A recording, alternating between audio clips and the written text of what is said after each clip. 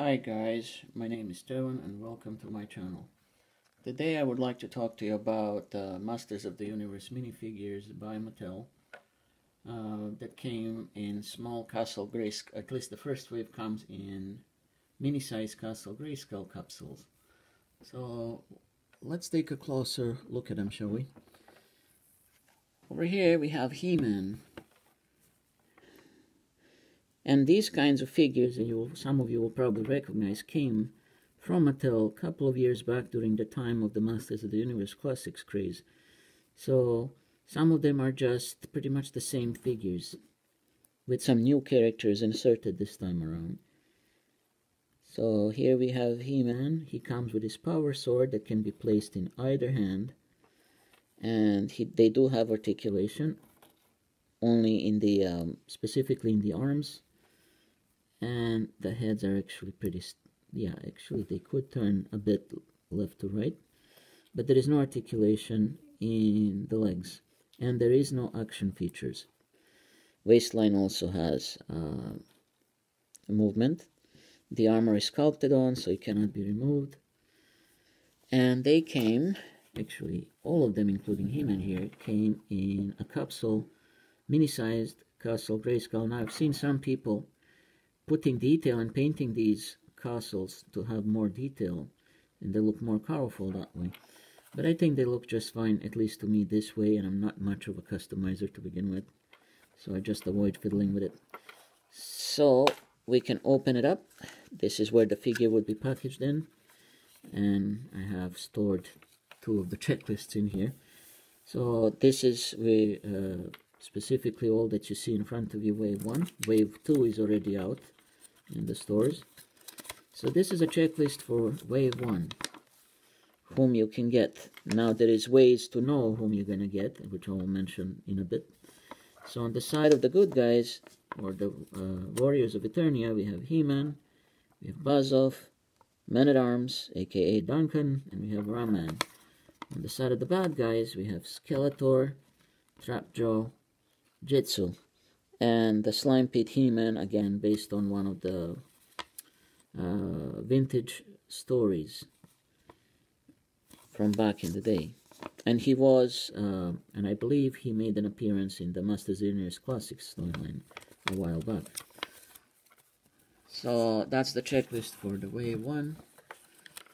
Now of course when one is displaying the figure, you can also display it this way, or you can just close it, as you've seen, or you can just close the capsule like so.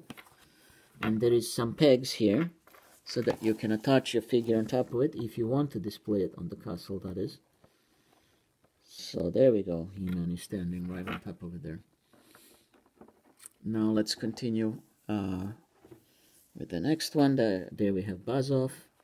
Let's get him off there.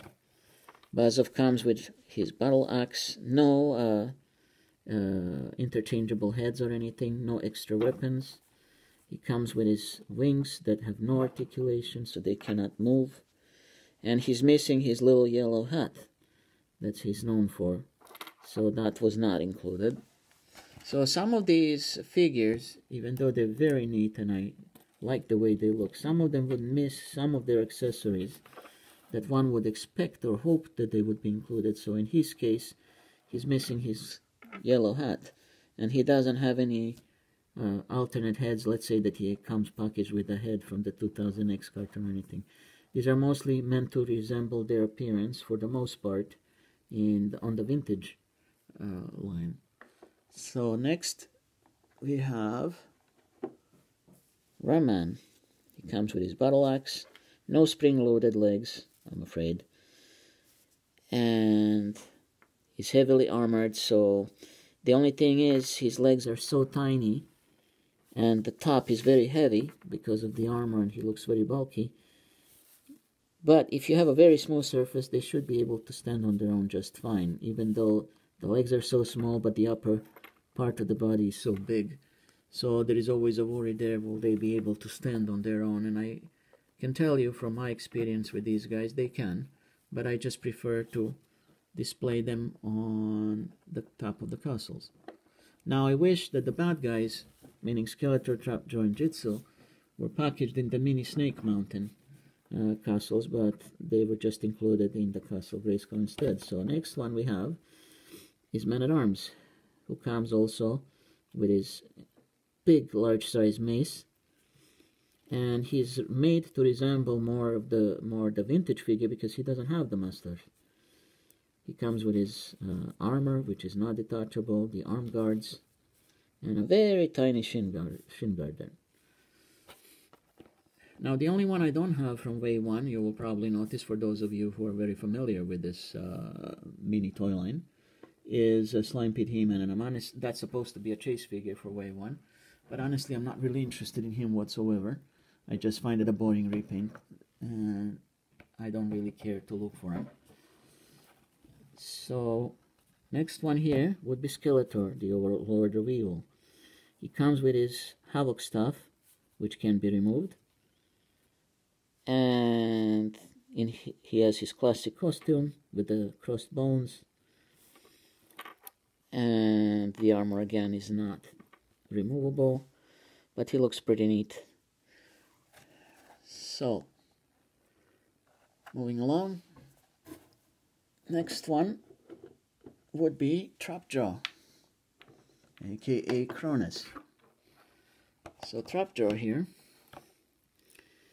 comes with a clawed hand, which can be removed, and then you just plug it back in. Now here comes the disappointing part.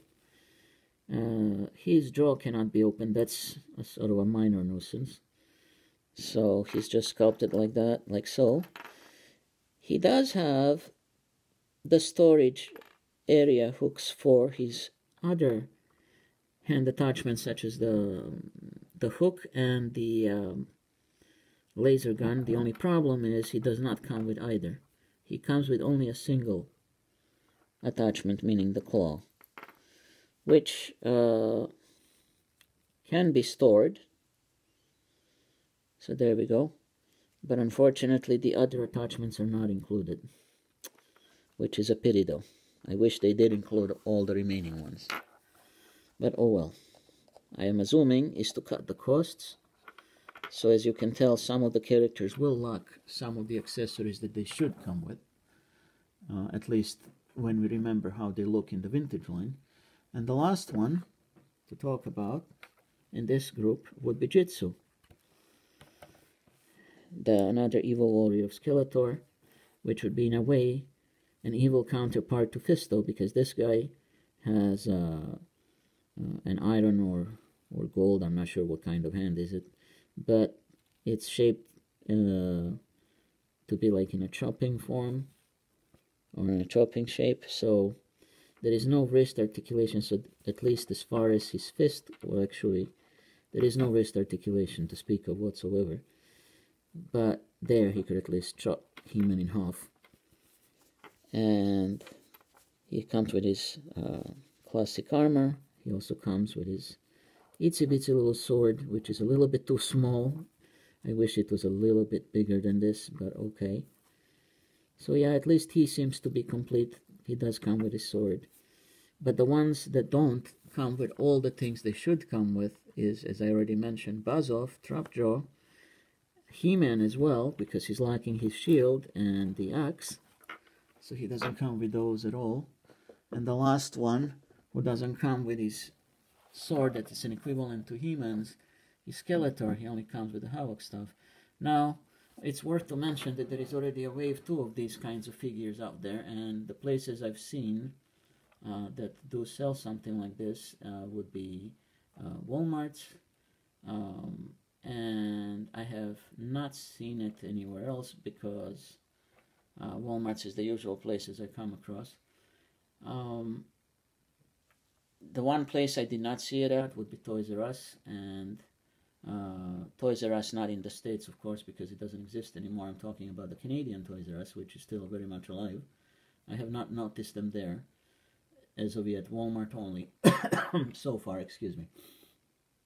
Now, the Wave 2 contains some of the repaints of some of these characters, in specific the repaint of He-Man, which is now Faker, Same body mold was used. I just don't have anybody from Wave 2 so far. They're rather difficult for me to track down.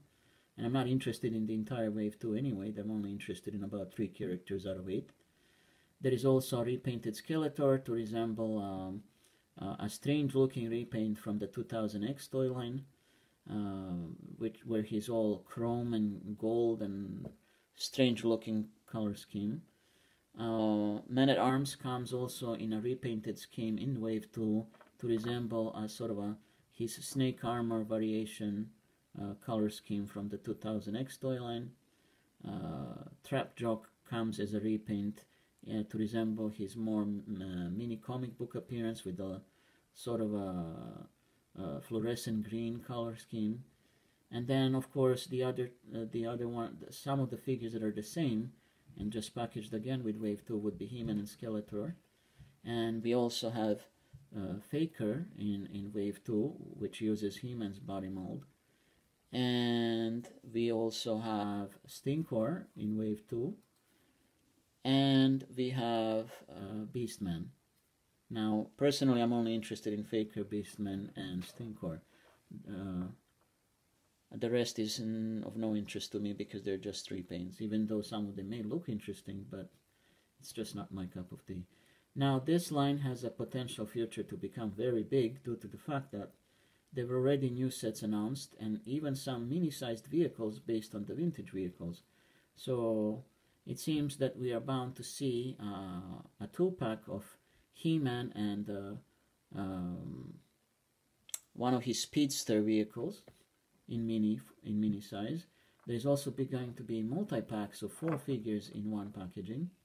That would be a sort of a cardboard shaped carry case shaped Castle Grayskull, where you get the 4 heroic warriors from this Wave 1. And one thing to mention about the Wave 2 minifigures, they're packaged in the mini-size Snake Mountains. So the good guys and the bad guys are packaged in the mini-size Snake Mountains. Now the Wave 3, if I understood well from the prototypes I saw, would be packaged in slime pit shaped capsules. Now slime pit, you're wondering, what is the slime pit? What is that?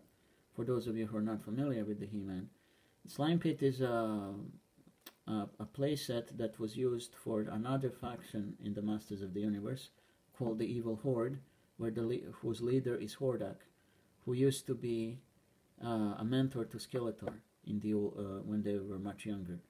But then the two factions split, and then Hordak and Skeletor became mortal enemies.